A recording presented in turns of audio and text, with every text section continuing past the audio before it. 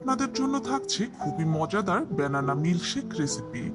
দুধ ও কলা খুবই পুষ্টিকর খাদ্য, কিন্তু অনেক বাচ্চারাই এই দুইটি খাবার খেতে চায় না। যদি এভাবে মিল্কশেক বানিয়ে দেওয়া যায় তাহলে এই খাবারটাই বাচ্চারা খুব মজা করে খাবে। চলুন তাহলে দেখে নিই কিভাবে তৈরি করতে হবে ব্যানানা মিল্কশেক। ব্যানানা মিল্কশেক তৈরি করার জন্য আমি এখানে 3টি কলা কেটে নিয়েছি। ব্লেন্ডারে টুকরো করা কলাগুলো দিয়ে দিচ্ছি। এরপর দিয়ে দিচ্ছি 4 টেবিল চামচ চিনি।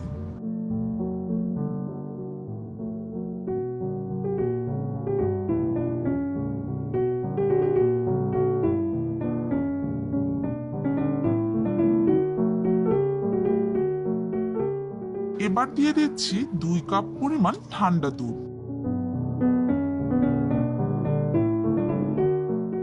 আর দিয়ে দিচ্ছি 7-8টি বরফের টুকরো।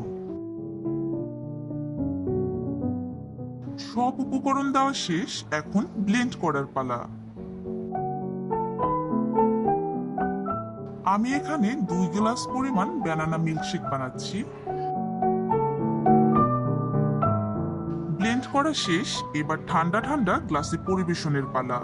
আপনারা ইচ্ছে করলে ফ্রিজে রেখে দিয়ে পরেও পরিবেশন করতে পারেন।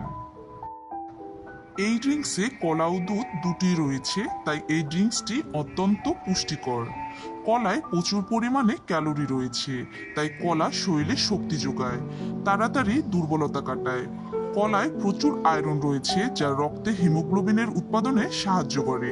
ফলে যারা রক্তশূন্যতায় ভুগছেন তাদের জন্য কলা খুবই উপকারী একটি ফল। আর আমরা তো জানি দুধ সুষম খাদ্য, দুধে সব পুষ্টিগুণই বিরাজমান। আশা করছি আজকের রেসিপিটাও আপনাদের ভালো লেগেছে। ভালো লেগে থাকলে অবশ্যই লাইক, শেয়ার ও কমেন্ট করে পাশে থাকবেন। আর আপনি যদি আমার চ্যানেলে নতুন হয়ে থাকেন তাহলে প্লিজ আমার চ্যানেলটি সাবস্ক্রাইব করে পাশে থাকবেন। সুস্থ থাকবেন,